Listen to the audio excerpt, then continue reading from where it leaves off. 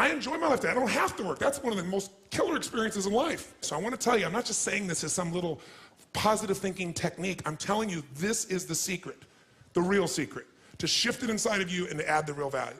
Most people are trying to pursue something in the future that they already have. I want you to think of what it is you think you want that will make you wealthy or financially free. Tell me what it is you want from financial freedom. How will you know when you're wealthy? Anyone, tell me. Raise your hand. How will you know when you're truly wealthy? How will you know when you're financially free? Yes, ma'am, right here. When my husband is no longer stressed about finances. That's when you'll be financially free. Right. Then you're probably never going to be free. I know that I need to find out for me what that definition is. And then he will I guide him? Will you what? Will I guide him to find his own definition then? Well, here's what's interesting. First of all, has she defined this game in a way she has control over, yes or no? No. So the chances of her feeling truly financially free or wealthy are slim to none. Because have you made more money? How long have you been together, you and your husband? 33 years. 33 years. Wow, give her a hand. By the way, do you love him? I love him so much. Does he love you? Yes. Are you a rich woman? I am the most wealthy woman in the world. Give her a hand for that one for starters, ladies and gentlemen. Now notice, if she associates to that part of her wealth, can she get to where she feels rich, yes or no? And by the way, from that place, she could look at him in a different way and say, isn't it amazing that I have a man that cares so deeply for us that he really wants to make sure we're always doing well in this area. And all his worry is a way of trying to demonstrate that he wants to take care of me and love me and take care of our family. And how lucky am I? How incredibly rich am I to have a man that cares that much? Would that be a different meaning, yes or no? Would it feel different? But if her view is that he has to give up his worry, she can't control him, number one. Number two, he may think that worry is the way to demonstrate love to himself and other people. And you can get financially free by defining the game in a winnable way. A certain amount of money that we meet, and that covers what we're going to call financial security, which might be your housing, your cars, your food, and basic entertainment. How many would feel rich if you didn't have to work, if your investments alone, the income from your investments, the income, covered those four items: your housing for the rest of your life, your food, right, your travel, and some entertainment? How many think that would feel pretty good? Say aye. And by the way, that number is way smaller than what most of you think of when you think about being financially independent, which is everything covered without working. So why not get the first one down pat? And you're gonna know exactly what that number is for you and what it's gonna take for that number where you don't have to work to meet it. Then we can look at financial independence, where you don't have to work and everything is covered. Then we go to financial freedom. You don't have to work and everything you can think of is covered. Anything you ever want to do for yourself or others, those you want to give. That's a different level, isn't it? And most people think of financial freedom, they come up with this gigantic number that if you even figured out everything you want, it's nowhere near as big as you think. And because it's so big, you never even start the journey. And you don't think it's going to happen. So you talk about it, you hope you'll get some big hit sometime with your business or something, but you never get going. How many follow this? Say aye. So the first thing you got to do is shift from your wealth being to how he thinks and feels. And if you can do that, that might give him the space to be able to see you're happy. Does that make sense? Yes, give her a big hand. Thank you very much. Somebody else. How do you know? How do you know when you're wealthy, when you're financially free? Somebody else. How about this lady right here in the blonde hair? Yes, ma'am. Give her a hand.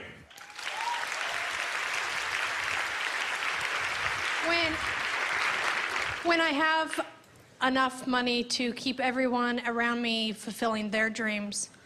Okay, so when I have enough money to fulfill everyone's dreams around me, how many have learned that whenever people meet a dream, they usually create a new one? So that means basically you better never stop anything. Yeah. Right? So you have to fill all of them. And why does it take that for you to be wealthy? I feel sometimes I hate to use the word luck, but I feel like I'm luckier than those around me. Okay. So guilt is part of your motivation? Yes. Okay. Well, that coming from guilt, that's an abundant place. So the truth is she can never be abundant because she has a belief system inside of her, which is a limitation, which says, if I have more than others, there's something wrong. And many people have a thing where I have to give it all away. And it's just not in their head. And that puts me in more stress, then I gotta figure out how to do it again. But the most powerful way we impact other people is we impact them by our example. So don't get me wrong, I mean, I think most of you know, I help feed millions of people each year. I do projects in Jerusalem, I do projects all over the world. I love what I get to do with my life. Big into contribution, gigantic. Not just with my words, with my time, not just my money, my time and energy. But I also have learned the balance I didn't know before, because I used to think I earned love by giving everything. Yes. And if I have to give you something for you to love me, then we just made a trade. That's not love, that's horse trading. Or there are more direct terms for what that could be called. What do you call a person that only loves you if you give them something, like money? Oh, how dare you say such a filthy word. But that's really what it is, isn't it? So if you were to make that shift, you could also say, if I try to make everybody else's dream happen, then I get the joy of it. Like, when I was a little kid and I had no money, whenever I went to lunch, I bought lunch for somebody, you know, I found a way, I had to, if we went to lunch, I didn't let anybody else buy it. Yeah. And I did that into my early 20s, because it was my way of feeling that I was a giver and not a taker, which made me feel good about myself, right?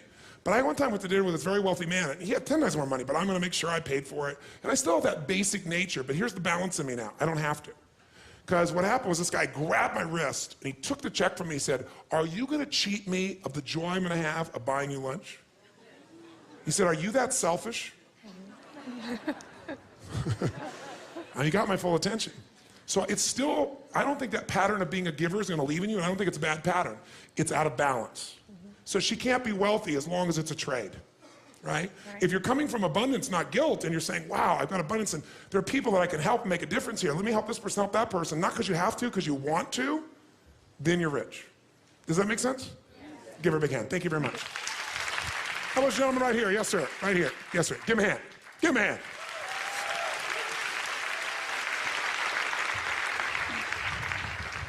Wealth, for me, financial freedom would be when I have reached a point where I would be somebody that I would look up to in this area, the financial area. Okay. A role model. Okay.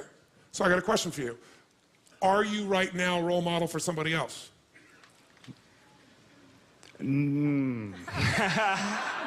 Possibly. Yes. Could you be? I could be, yes. Yes. So you've already achieved it, but you're still not wealthy. Well, I'm not my role model. But would you be the role model you would have had years ago? Would you be an example of what years ago you would hope for? Now No. you want even more. No, I'm financially not. In other areas of my life, definitely. Okay, that's fair. So what he's saying is, my definition is it has to be something that somebody looks up to. In other words, I need to be significant is the need he wants in financial terms in other people's eyes. And if you are significant in other people's eyes, what will that do for you? Well, you know, it was in my eyes, somebody that I would look, somebody that, But when you know, you an get, example. But when you get there, you won't look to yourself anymore. When you get there, you'll just be at a different level, and then you'll be trying to figure some other level of what you need to get to so you would respect yourself. That's a good point. He always makes good points. You notice that? So what you're doing is, here's the game you're playing, and I want all of you to hear this. No amount of money will ever make you wealthy. Because as soon as you get there, you will raise the game. Now here's what's great about that. To continue growing in all areas of life. If you could grow emotionally, should you? Yes or no? Yes. If you could give more, should you? Yes or no? Yes. If you grow intellectually, should you? Yes. If you give more love, should you? Yes. If you could grow more financially, should you? Yes, because growth is life. But having to grow in order to feel significant enough means you will always be poor. It's a game that never ends. So here's the story. Listen carefully. There is this great king. He perceives himself to want to be greater than all other kings because he wants to do good. So he doesn't want one kingdom. Many kings have one kingdom. He wants two. That's right, 2 kingdoms, 2 palaces. You know, after all, you need a couple locations to be able to move to. So he builds the second kingdom. And for a while, he's pretty excited. For, about a week or a month, until everybody comes and sees his second palace, and they go, oh, that's really cool. You have 2 palaces, you're unbelievable. And he goes, yes, I am a role model for myself. But it doesn't seem to last, because after a while, he thinks, maybe I need a 3rd kingdom. And I've been to both those, and it's getting kind of boring. And well, now what do? I got 2 kingdoms. And then it's a lot of work to keep the kingdoms going, but he doesn't notice that. He doesn't notice he doesn't have as much time or anything else. He's just like busy doing the kingdom thing. And then one day he gets the answer. He hears about this amazing monk. This monk wears a loincloth. He has a blanket. And he goes from city to city and just shares what he believes about God and happiness and life. And people gather around. And most people pass him on the street. He's kind of dirty. He sleeps on the street. And all he has is his blanket, and he only eats food that people give him because he always is adding value, so he doesn't worry. People give him things, and he eats and does well. He has no fear. And he perceives himself to be a very wealthy man. He has one item he just loves. It was given to him by his family. It's a little lamp, kind of like Aladdin's lamp. He keeps it, and he can light it, so if he needs a little heat or a little light to read at night, he can light his little lamp. And the king hears that if you rub this lamp and you ask it for something, unlike Aladdin's lamp where it gives it to you, it gives you twice as much as you've asked for. And the king gets excited. 1 kingdom becomes 2. Yes. He says, bring me this man. He's a beggar. He doesn't need the lamp. He goes around and begs for his food. He lives on the street. Why should he have to carry such a lamp? I can do so much more with it. I could be a role model for myself and others. I could be significant. And so what does he do? He calls and he asks, and sure enough, the monk comes. He's a traveling monk, and what else are you going to do? The king says, come, you come. And he comes and he bows to the king. You are such an amazing role model. You're amazing. What you built, these 2 palaces, they're beautiful, they're magnificent, they're amazing. I'm so grateful to be here. I don't even belong in your presence. And the king says, no, I'm very fascinated by you. You travel from place to place. You don't have one place, you just stay. He goes, no, I travel, meet people. And how do you survive? Well, I love people and share ideas, and people tend to share with me. And when you love, you tend to do okay. You have nothing, but I understand your loincloth and a blanket and anything else? Oh, yes, I have this lamp that was given to me by my family. It's just really beautiful. I love it. It's not, that valuable, but to me, it's valuable because it was a gift, and it's beautiful. He says, well, that's a rather large lamp for you have to carry around. I have some jewel-encrusted lamps that are much smaller and lighter. You could walk with them much easier. It would be much less of a burden on your back to have to carry this lamp. He says, oh, no, it's no burden. It's very light. He goes, no, I really want to give you something much nicer. And he said, please give me your lamp. And he says, well, sir, he said, please. He said, I'm so honored to be here with you, but this is a personal gift, and I value it not beyond money or what it does or even the heat or anything it'll do. I just value it because of the gift and what it represents. He said, well, I really would like your lamp. He said, sir, I would never deny you anything, but I must have integrity with my own relationships, and I must go. And he bows and leaves before the king can respond. And the king goes into a rage. How dare he deny me what I want? How dare he take away something that could give me twice as much of even what I'm asking for? Think of the role model I could be. Think of the good I could do and demonstrate. He doesn't need that. He's poor. He doesn't even ask it for anything. If he would, he'd have 2 blankets. 2 loincloths. And what would that do? Would that change the world? No! I need the lamp. And he rips himself into a frenzy, and he turns to his henchman and says, take the lamp from him. And so they go, and they find him in an alley, and they beat him up, and they steal his lamp. And now, the king is so excited. He tells everyone to leave. And he steps into this giant palace bedroom, which is bigger than most people's entire palace. And he sits down, and he rubs the lamp, and he says, oh, great lamp, give me 100 pieces of gold. And the lamp says, oh, great king, absolutely. But why 100 pieces? Why not 200 pieces? He goes, yes. It's true, it'll double it. He says, fine, give me 200 pieces of gold. He said, oh, king, why 200 when a king of your nature could have 400 pieces of gold?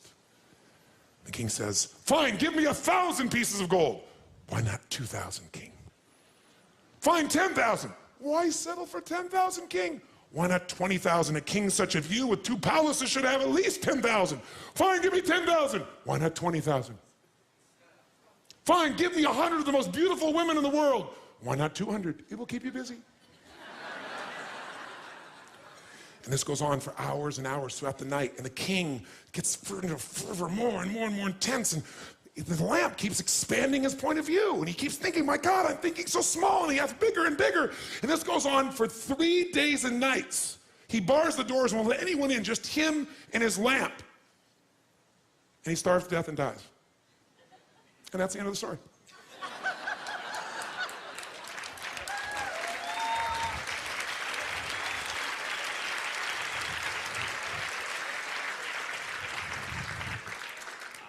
I guess, hello? I guess really what it amounts to is being able to contribute and help and influence Yes. in a positive way in somebody's life. What I want to take you away is waiting to become wealthy. Because are there people right now in this world, if I took you to Africa, if I took you to plenty of parts of this country, on the streets of many of these cities, if I took you down the street here to San Francisco in the Tenderloin District, or is there someone there that right now you could mentor and could change their life financially as well as emotionally, psychologically, and physically with what you already know beyond anything they could imagine? Yes or no? Yes. Then don't wait to be wealthy. Start rich and then get financially free as well. Give him a hand. Thank you. By the way, is this making sense to you? Do you see why I'm so intense about this? Because I don't want you to go through and get more money and have plenty of money and still not be happy, still not be fulfilled. Until you define the game in winnable ways, you never win. And you chase it, and you die chasing it. That is not to say you shouldn't take your life to a whole nother level financially and have greater choices and greater ways to give gifts, but don't wait. And if you don't wait, if you can own that you're already wealthy, I can promise you you'll get to a level of riches financially 10 times faster than with the identity you have of limitation. Does that make sense? That's the essence of what I'm talking about here. Let's talk about money now, not wealth. Do we agree? All those wealthy in this room right now, say aye. And if you really have done what we have, you're not just saying that as some verbalization, you can really feel it. You can feel abundant. You can feel wealthy. From that place, what does it take mechanically to get this thing called financial independence? And what is financial independence as opposed to wealth? Wealth is a product of the mind. Again, no amount of money you ever achieve will make you wealthy. Gratitude will, and living a life where you know you're contributing, adding value will. That's what's going to make you feel wealthy. Where you're a giver, not a taker. That doesn't mean you can't receive, but someone who's always looking at what am I getting out of every single thing they do is always poor, because they live in scarcity. But if you want to be financially independent, that's different. Financial independent means you never have to work again in order to live your life. That when you do work, you're doing it because you really want to, not because you have to. And how many are committed to not only being wealthy, but also financially independent? Say aye. How do we get there? Let me give you the lesson how to get there. It is so simple that when I tell you, you're going to go, well, thank you for the breakthrough thought. But even though you may know this intellectually, whether you're sophisticated or not, you probably know this. Focusing on this is the difference. Can you be a person who is honest in your values and not be honest in the moment? Yes or no? Can you be a loving person but not be loving in this moment? Yes or no? Why? Because whatever you focus on, where focus goes, energy flows. So I don't care how sophisticated you are or unsophisticated. If you put focus in what we're going to put in front of you right now, even if you knew it before, you may know it cognitively, but you haven't linked enough emotion to be doing it consistently. Or if you are and you're here, you obviously want to do it more and better. And what we're talking about right now is financial wealth, not just wealth as it sense, as an emotion, as a sense. If you want to be financially independent, the formula for financial independence is so simple. And you can't achieve financial abundance unless you really learn to apply this, not just in a concept in your head, but consistently in your life. And that formula is simple. Spend less than you what? You go, thank you for the breakthrough thought, Tony. But is this what most people do, yes or no? No. What do most people spend? More than they earn.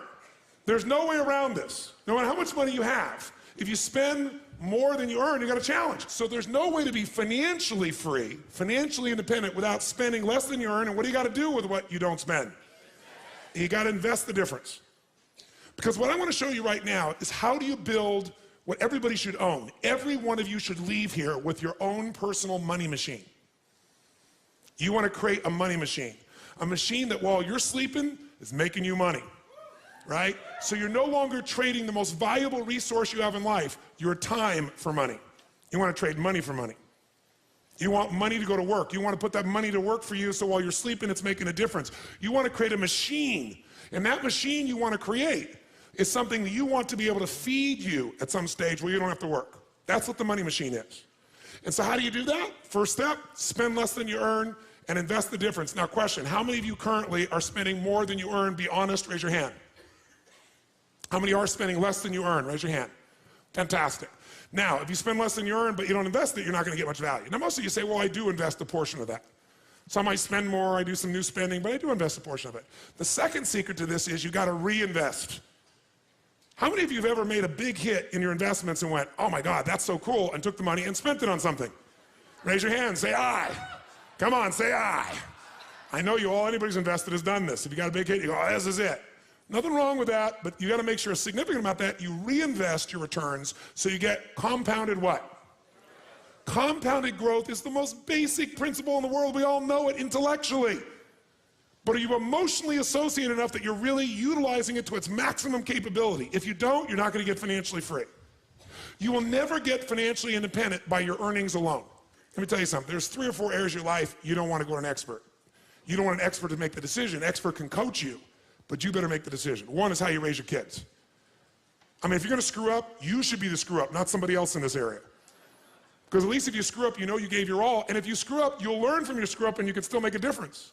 But letting someone else tell you how to raise your children is insane, to think that they know more than you do with your own child, with the soul that you brought into this world. They can coach you, you can learn from them, but you got to make those decisions. What's another area like that? Your physical health.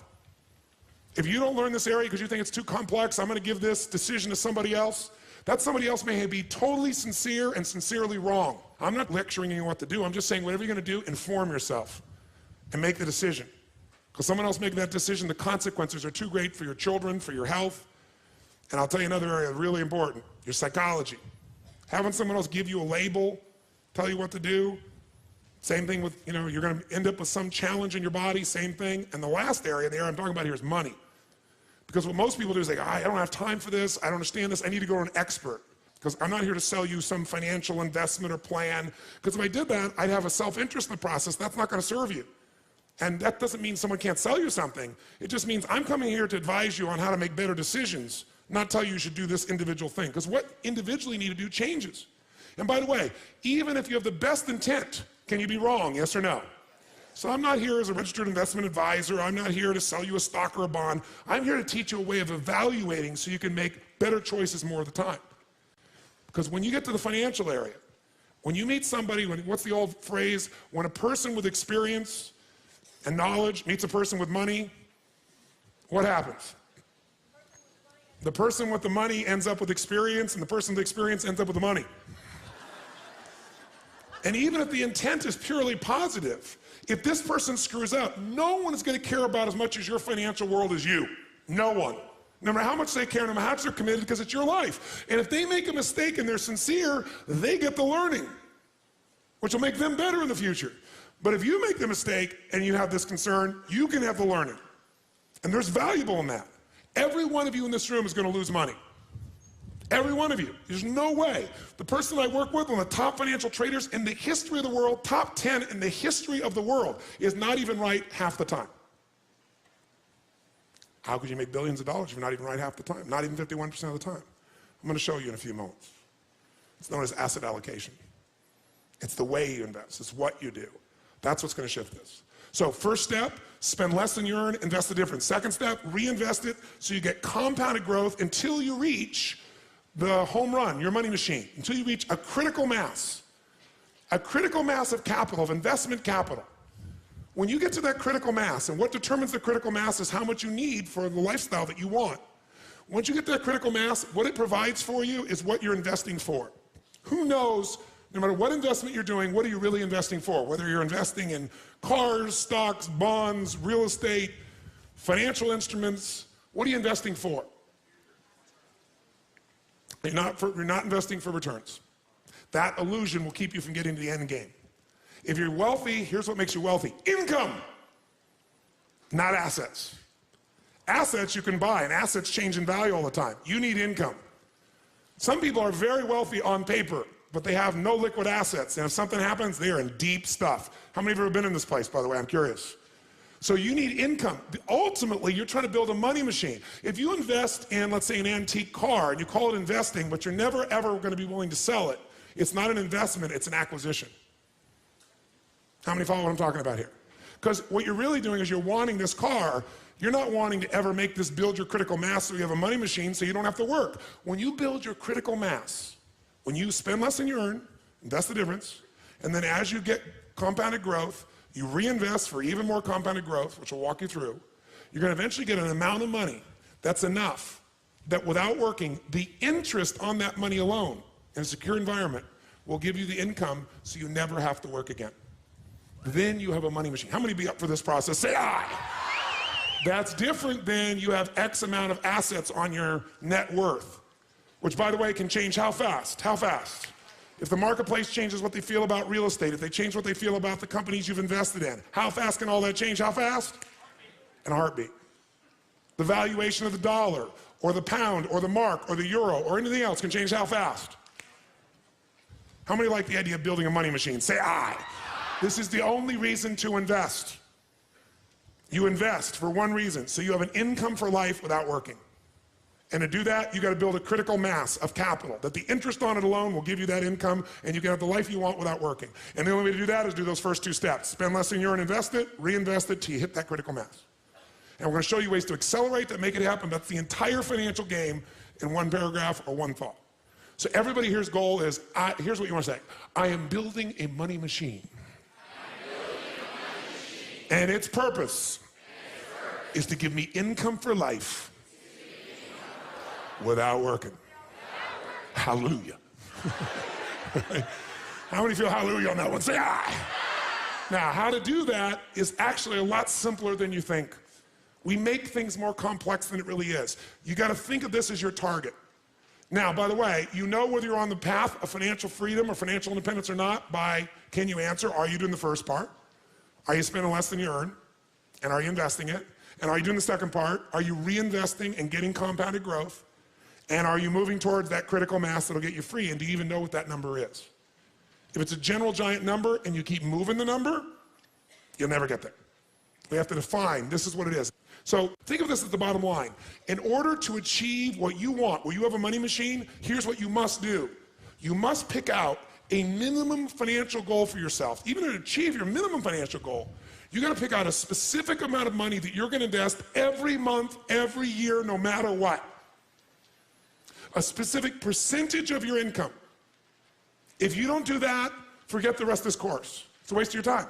Because you'll go make a bunch of money, but you won't be practicing the fundamentals, and eventually you'll make a mistake and you'll lose it. How many follow what I'm talking about here? Say aye. If you're going to change things, you really need to put yourself in a position where you say, this is what I'm going to invest. This percentage of my income, where you pay the investments first before you pay all the other bills. Because if you pay the investments first and you keep doing it, it's a pure discipline. And by the way, the best way to do this that I know of is to have that money taken straight out of your account as soon as it gets there. Many of you know you can do it automatically. You can put it in a money market and then decide where to put it. But it literally leaves your account, the money is transferred.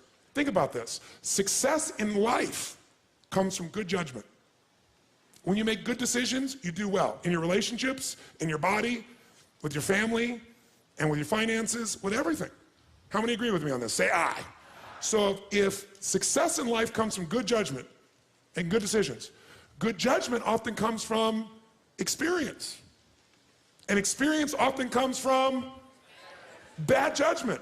The secret, that's why we come back to the 80% of psychology, is when you make the mistake and you go, oh my God, my numbers came down, I'm not making progress, instead of going, I can never get there, it's redoubling your efforts. And I'll give you, very often it helps to have a role model, as this man pointed. So I was with Michael Milken shortly after he got out of prison. Now, Michael Milken was the junk bond dealer who made billions of dollars for himself and other people during the 1980s. He funded Ted Turner, gave Ted Turner a start. You know, there were all kinds of companies in the 80s that really got their start, all primarily because of this man, Michael Milken. But he also did some things that put him in jail. By the way, in jail, how wealthy do you think he felt? Not very. Now, he was able to keep a significant amount of money. He paid fines, he gave up a period of his life, and he got out of jail, and then he developed something called cancer. So what good's the money? So he spent his life starting to figure out how to change, and even though he had a lot of money, he felt like he was starting over in terms of his identity, his respect in the community, the way people look at him. So he began to try to figure out how to do good works, but he was really feeling defeated till he met an interesting guy, a guy named Carl Eller. Because I asked him, at the point I was talking to Michael, later on, I had a lunch with him one time, and he actually wanted to have me put one of my companies into his group and get a piece of it. But the deal wasn't the right deal for me. And I was actually looking back on it, it's been a long time now, it was the right choice not to do it, even though he was a very bright man. But he had the experience, and I had the company and the money. And I realized that, I mean, I worked out at least that particular investment. I thought it through, and I made, fortunately, an intelligent choice. I had to move forward. But what I got out of that meeting was worth more than the investment we could have made together. What I got out of that meeting was a role model that I'd like to give you, and it still guides me. And this man, Carl Eller, was his role model. And I said, well, tell me, what's so special about Carl Eller? He said, well, let me give you his history. In 1952, Carl Eller was a man who got involved in outdoor advertising. A young man, he went to work for a company, and as he did this, he worked there for about 10 years at a particular company. Then about 10 years later, 1962, he found himself in a position where he had learned enough and had enough compounded life experience. Does this make sense? 10 years, working for somebody else, learning the business, learning to make intelligent choices, that he said, you know what, I'm gonna get a little money, I'm gonna leverage it, and I'm gonna buy my own little company in the outdoor advertising business. And he did that in Arizona. So he buys a little company, outdoor advertising, and he calls it Eller Advertising or Eller Outdoor, if I remember correctly. What happens next? Well, he takes the next 6 years of his life, roughly, and he builds that company up. And about 6 years later, he builds it up enough that now, all of a sudden, he looks at his life and says, I can merge this and get more value. I can work with someone else. I can see what those guys did at the company I worked for. They didn't just do things, they merged with other companies. So he follows the model he learned. And so sure enough, he merges with a local radio and television station there in Arizona. And the value of that company, which was called CCC, grew immensely. So sure enough, he takes another 10 years. So imagine now he's been running this company 6 years on his own. He's got 16, 17 years into this now. Do you think you can compound things over 17 years if you make intelligent choices and you're smart? Yes or no? Do you think all the decisions he made were good ones? Yes or no? Did everything he do make money? Yes or no? He failed at many things, but he had the psychology that he learned from everything. And if it didn't work, he said, that's experience, and we'll learn from it, make a better decision. So over the next 16, 17 years, he basically moves in the position where all of a sudden he's in a place where this company has some real value, and he sells it with his partners to Gannett, the people that own USA Today, a really large firm. In 1980, he becomes chairman of Columbia Pictures. And in a short period of time, from 1980 to 1983, taking what he's learned from the advertising business, he grows Columbia Pictures, and he helps them to merge with Coca-Cola. So by 1983, picture this. This man has been working his entire life, right? 52, he got in advertising, it's 83. How many years there, guys? Basically 30 years, right? 3 decades. As long as I've been doing what I've been doing, that's how long the gentleman was who accumulated for himself $70 million just by investing in other people's stuff, not even having to do it. You don't have to be a great entrepreneur to make money. You can invest in a great entrepreneur. You know, you can look over at somebody like Bill Gates and say, I'm gonna own a piece of him. Let him be the creative one. I don't have to work all around the clock, let him. It's a lot of ways to get wealthier, a lot easier than just running your own business, and many of us love running our own businesses. This man was good at running his businesses. So by 1983, he's accumulated a net worth of $500 million. 30 years, $500 million. How many think that's pretty good? Say, ah. And by the way, $500 million in 1983. 83 was, decades ago. What's that worth today? I don't know, but probably, certainly spending power worth more than $1 billion, that's for sure. So he's got $500 million. So what's he gonna do? At this stage, he's, at that stage, I think he was 55 roughly, somewhere in that range, mid-50s. And so he says, well, I got all this money, but I don't have to what? I don't have to. And so he does it for a while, but it makes him crazy. It's like, I got to do something with my life, got some meaning. You can only lie on so many beaches, you can only drink so many daiquiris. You know, I mean, I want to do something productive. So he comes up with this idea that he's going to take over a company called Circle K. Circle K is a company at that stage that's doing about $700 million in sales. He goes in and partners and he puts up a chunk of his money, in fact, virtually all of his money to make this deal happen. But he thinks, I'm going to turn this thing around. And guess what? He does. He turns Circle K in roughly 5 or 6 years into the second largest convenience store in the world behind 7-Eleven. Second largest in the world. It's got like 4,500 stores in the United States, about 1,500 overseas in like 100 countries, just an amazing growth record. He takes the company from 700 million in gross sales to over 3.5 billion in gross sales in that short period of time. So now we're really looking really good, wouldn't you say? We're in the early 1990s now, right? He's done this for 6 or 7 years. He's built this incredible piece, and in 2 years, the entire company reverses its fortunes and goes bankrupt, and he loses $500 million, everything he's accumulated in 37 years. And he's 62 years old. And he has nothing. He not only has nothing, he owes $100 million at 62. He went from up 500 million to down 100 million. How many of you ever have thought you were in bad financial trouble and it wasn't that bad? Say aye. So you thought, oh, I lost my job, or I lost my income, or my investment went terrible, or the house I bought is not worth as much, or I bought the stock and I lost it, or, you know, I went through a divorce and it was terrible and I lost that. Trust me, this makes anything anybody in this room's ever experienced look like nothing. Now, what do you do when you're 62 years old, you work for roughly almost 40 years of your life, you're up 500 million, everybody respects you, your name is well known, and now you're a total failure or you own $100 million. 99.9% of the planet would go bankrupt, obviously. But he decided there was still time. What was that? Mechanics or psychology, my friends? What did I tell you? 80% of financial freedom, financial independence, and all of wealth is 20% is. He said, I still have time. At 62, he had the guts to say, all I got to do, I got to get some money, right? I got time, I got to get into compounding again, and I got to make better choices, which at this stage will not be difficult. Well, I made some bad choices here. You know, what took me almost 40 years to develop, I lost in roughly 3 years, 2.5, 3 years. But if I could lose in 2.5, 3 years, I didn't lose the 38 years or 39 years or 37 years or 40 years of what I learned, who I am. So he didn't say, I'm starting over. That was the difference in his psychology. He said, I'm going back to what I know. And at 63, he went back to Phoenix, Arizona, and leveraged everything he could possibly get a hold of and got people to invest, and he bought a small outdoor advertising company. And started over, but he didn't call it that. He said, I'm going back to what I know, where I can make more intelligent choices. And so what happens?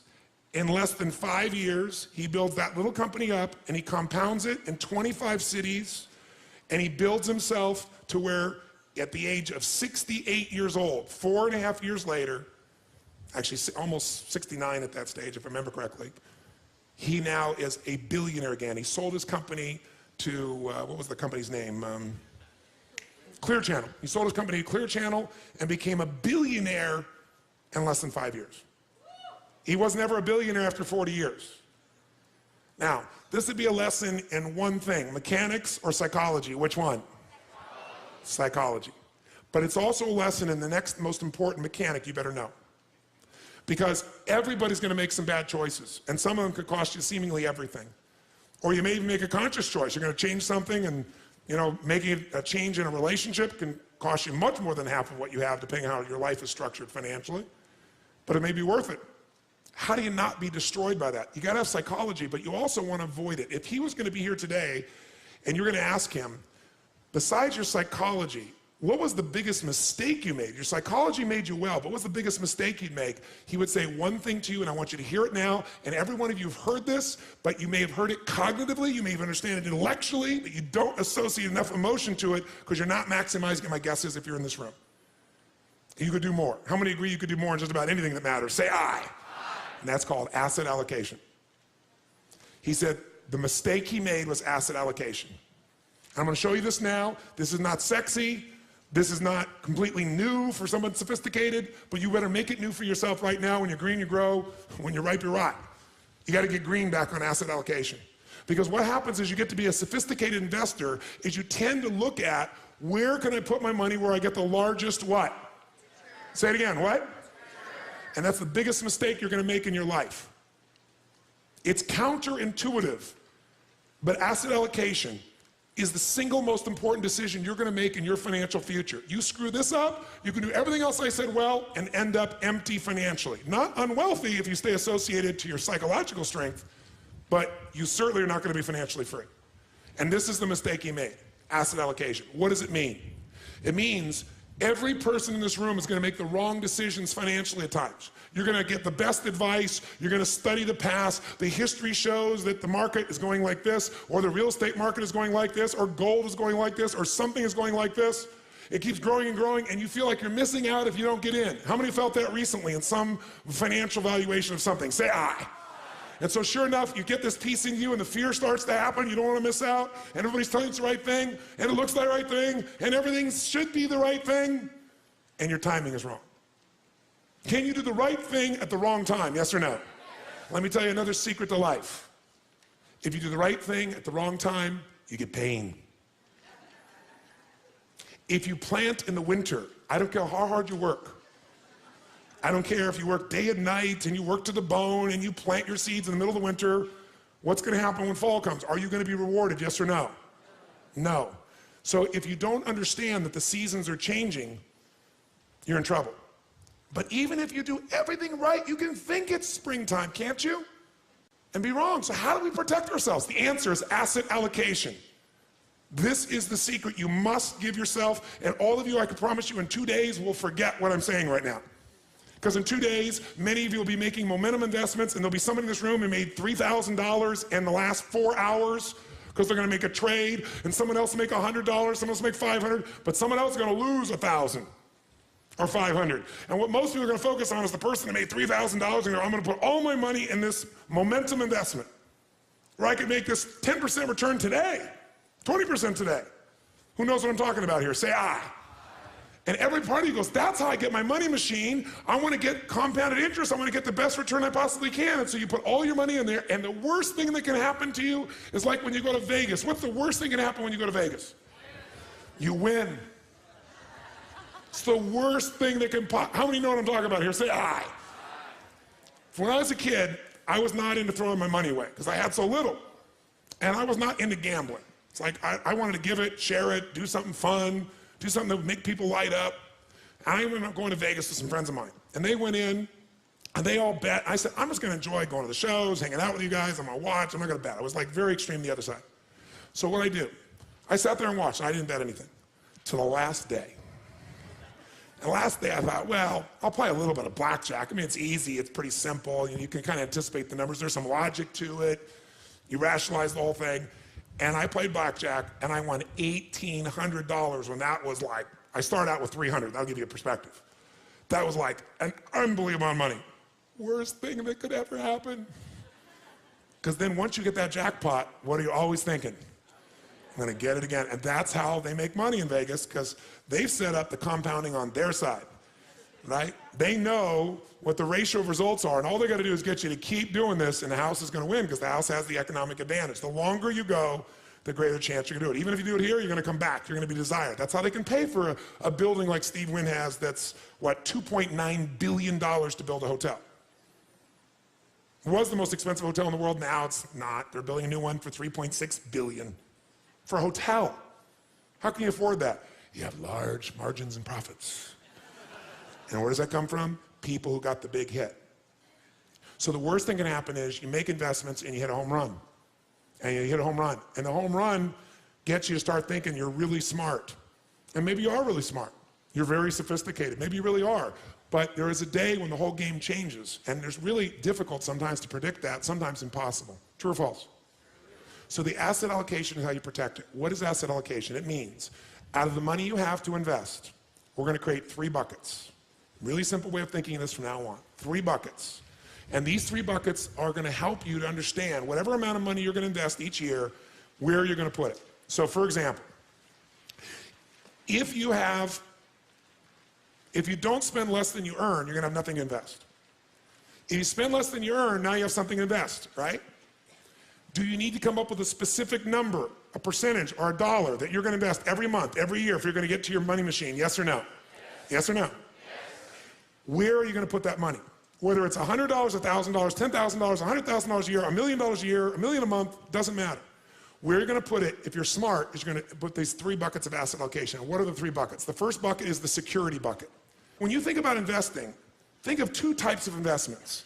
There are fixed income investments, and most of you are clear what this means. What does it mean when it's a fixed income investment? Who knows? What does that mean? You got a guaranteed rate of return, assuming they deliver. And anyone cannot deliver, including the US government. They haven't not delivered, but they could. Is there risk in any investment? Yes or no? So just ratios of risk. And as we know, no risk, no reward. So if you don't invest, you're going to lose if you invest at times. But if you don't invest, you've already lost and you can never win, never have a money machine, never be financially free. So fixed income investments are the types of investments you're going to make where there's a guaranteed return. A bond.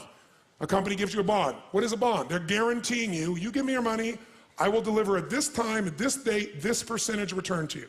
So it's fairly what? Secure. Less what? Risky. We all understand this. The second type of investment that you can make, and it helps you understand what you're going to do, is something that's going to be growth driven. And growth investments are investments where you probably have a much greater potential for growth, which means you get a greater return if you're successful. But if you're not successful, do you have a guaranteed rate of return? Yes or no? No. So in a growth investment, you have the potential of greater return, but also greater loss. There is no guarantee in a growth investment. No matter how long it's been going that way, there's no guarantee. We start to get the illusion that it's going to always go up. It isn't necessarily. So where do you put your money if you think of things that are more secure versus not? The security bucket is where you want to put investments that are secure by their nature. Because they're secure, is this going to give you a huge compounded return per year? Yes or no? But can it give you a huge compounded return even if the number is small if you do it long enough? Yes or no? So what we want to do is your first investments have to be in your security bucket, and everybody wants to do the opposite. Because why would you want to go put some money in something you're getting 5%, 6%, 7%, maybe 8% on, when you could go do something else that you believe you can make 20% on? Because the 5, 6, 7% is totally guaranteed by that promise, by that government, by that company, by whatever the situation may be. And if you screw up in your growth investments, you've got how much? 0. What did this man Eller do? He put everything in his growth bucket. How many follow what I'm talking about right now? He went, why would I put money in my security bucket? I got $500 million. I can do all these different things. If I put all of it here, I can leverage up and make, his goal was to make $1 billion, right? Instead of losing $500 million and being $100 million in debt, he ended up losing $600 million total. But he thought, if I put it in there, I don't need to put things in my security bucket. Now you might say, well, it all worked out well for him. How many Ellers are there in the world? Most people, when they face financial, what looks like ruin, they say it's over. I can't start over again at 40 or 50 or 60, much less 63. Very few people would do that. And even if he did, he also had to make some good choices and probably got a little bit of luck. And you get really lucky when you work for 50 years, your guts out, right? And you won't give up, and you'll persist, and you have this incredible psychology, and you figure out how to add value. But most people wouldn't recover from that. If there's anything he'd do, he'd have been worth billions of dollars and wouldn't have had all that stress if all he'd done is put a percentage in a security bucket. The question then becomes, what percentage you put in your security bucket, what goes in there? Well, here's some things that go in there. If you don't have at least 2 to 6 months worth of cash that covers your overhead, you're in deep trouble. And today, it's amazing. People with enormous incomes spend most of it. They don't have 6 months worth of cash on the side. And if something happened where they lost their job, or something happened where the economy got hit, or a terrorist attack occurred, and everything got locked up, they'd be in deep doo-doo. How many know what I'm talking about here? Say aye. The first step to getting financially secure, not financially independent, is to make sure you got enough cash that if something happens, you can go for 6 months. You got the freedom. Now, who here already has this set aside for your life? Raise your hand. Fantastic. Give these people a hand, by the way, big hand for that. Oh, come on, give them a big hand. You're like, yeah, easy for you, you brat. This has got to be a basic financial goal. Now, nobody wants to do that because it's not sexy. And you're saying, I could be using that money for compounded growth, Tony. Yes, and you could not be compounding, you could lose, and then you're starting with nothing. How many follow me on this? Say aye.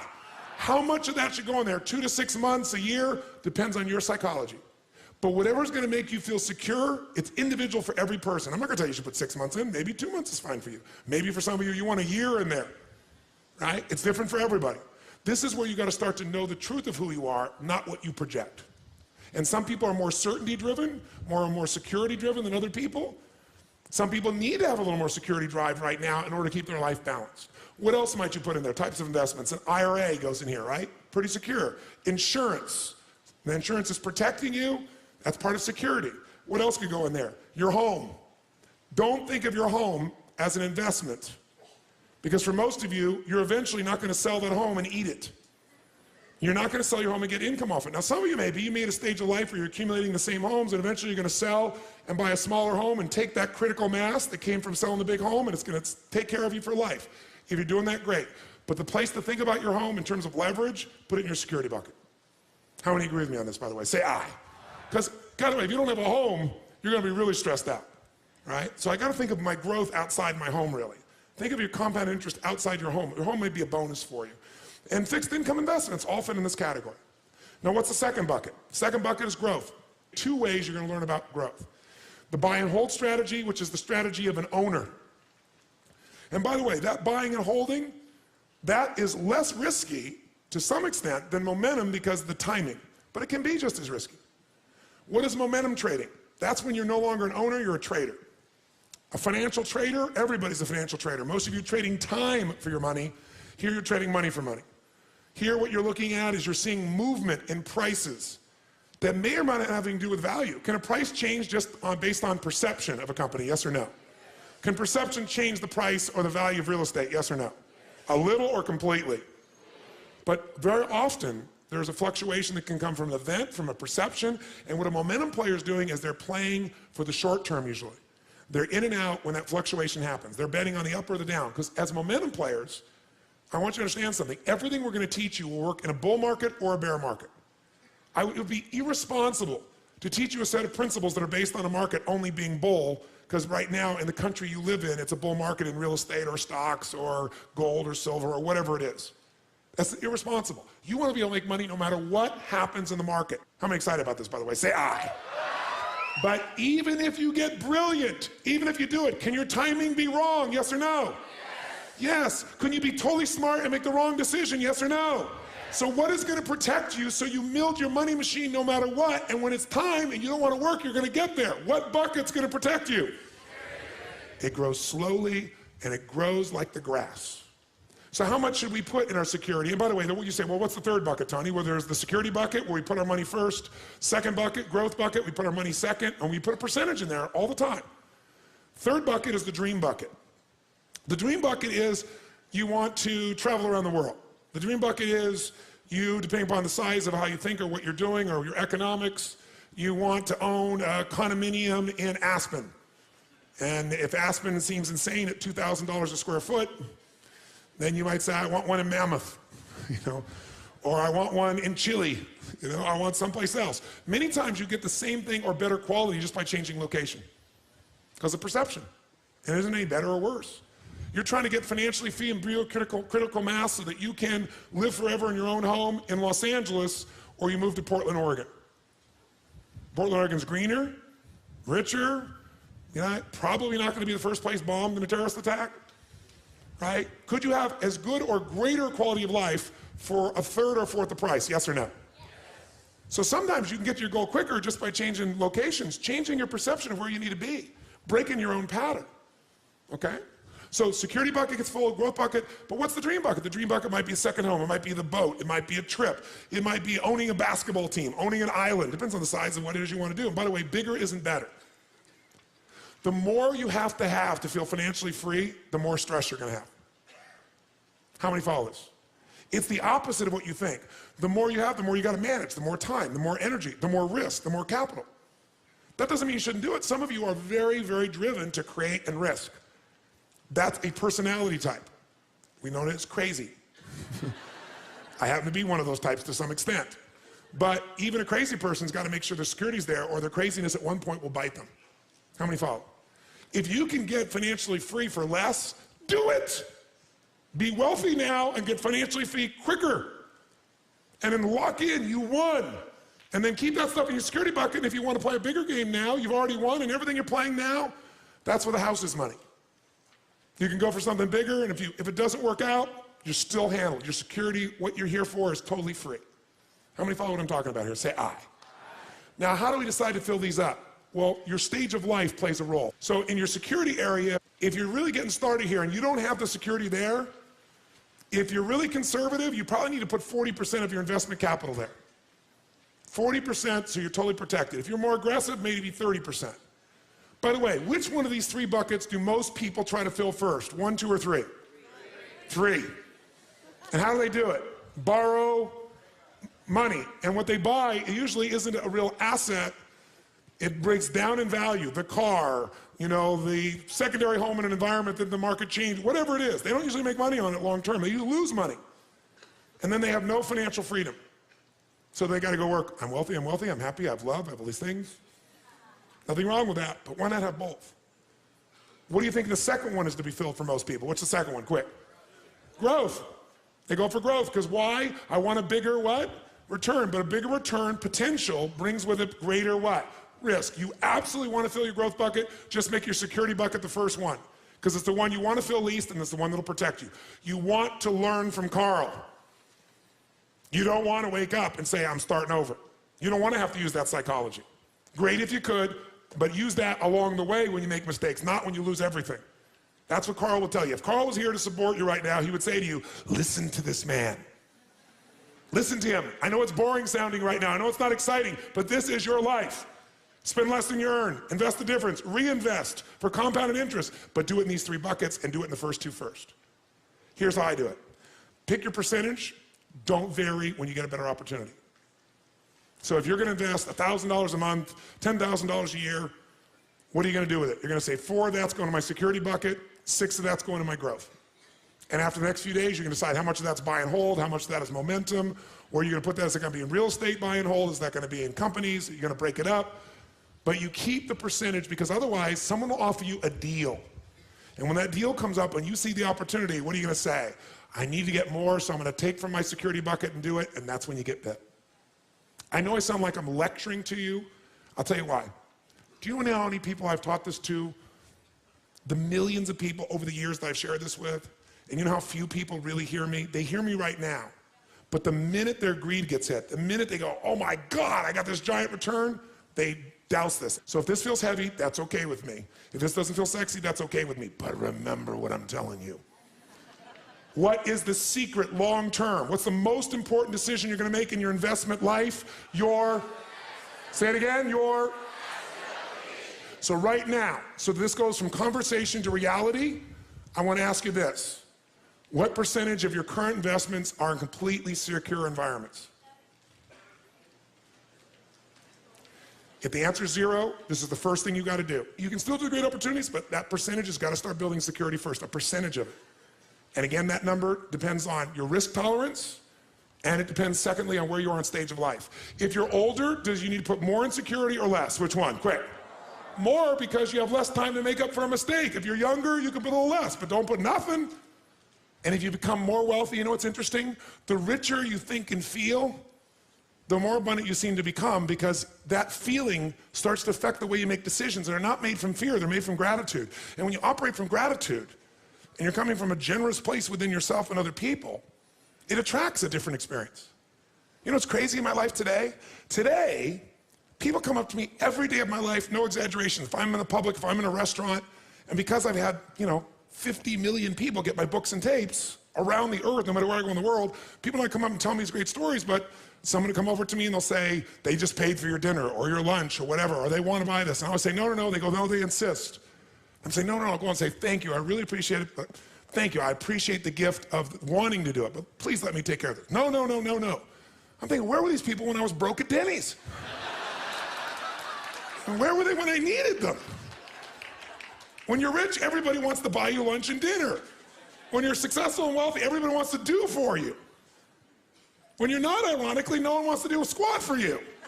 Except the few people that feel sorry for you or want to be generous in some way, but the majority don't. It's ironic. The more successful, the more happy, the more healthy, the more wealthy you become, you get momentum. And other people are attracted to you. Deals, opportunities, experiences. So 80%, I've said it a million times because I want you to get it in your body, is this association. So will you give everybody a hand for this day, for starters? Everybody a hand for this day.